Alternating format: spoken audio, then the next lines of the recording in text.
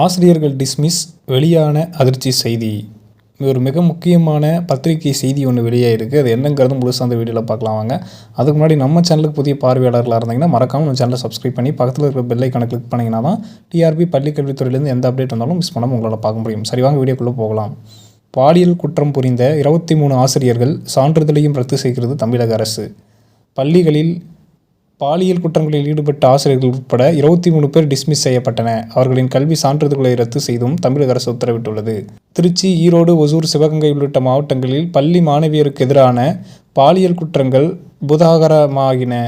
கடந்த 3 ஆண்டுகளில் மட்டும் 238 பள்ளி மாணவியர் பாலியல் சீண்டலுக்கு ஆளானதாக குற்றம் சாட்டப்பட்டுள்ளது.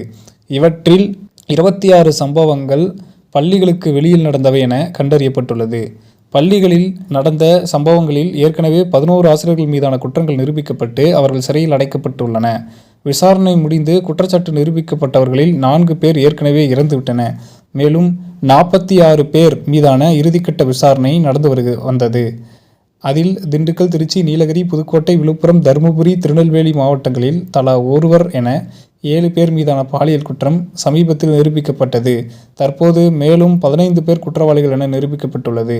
இதையடுத்து குற்றம் நிரூபிக்கப்பட்ட 23 பேரையும் பணியிலிருந்து நீக்கவும் அவர்களின் கல்வி சான்றிதழ்கள் அனைத்தையும் ரத்து செய்யும்படியும் முதன்மை கல்வி அதிகாரிகளுக்கு பள்ளி கல்வித்துறை அமைச்சர் அன்பில் மகேஷ் நேற்று உத்தரவிட்டுள்ளார்.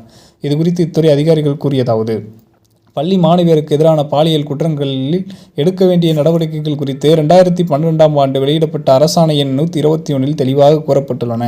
அதன்படியே தற்போது பாலியல் குற்றவாளிகள் என நிரூபிக்கப்பட்ட ஆசிரியர்கள் கட்டாய பணி நீக்கம் செய்யப்படுகின்றனர்.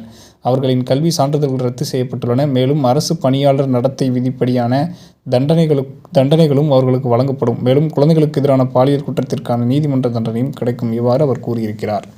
அதாவது நிறைய ஆசிரியர்கள் படித்து முடிச்சுட்டு எனக்கு வேலை இல்லையே அப்படின்னு சொல்லிட்டு கஷ்டப்பட்டு நேர்மையாக பணியாற்றத்துக்கு காத்துட்டு இருக்கக்கூடிய சூழ்நிலையில் இந்த மாதிரி அரசு வேலையில் இருந்துக்கிட்டே பாலியல் குற்றங்கள் செய்யக்கூடிய ஆசிரியர்களும் இருக்கிறாங்க அப்படிங்கிறது வேதனைக்குரிய விஷயமா இருக்குது.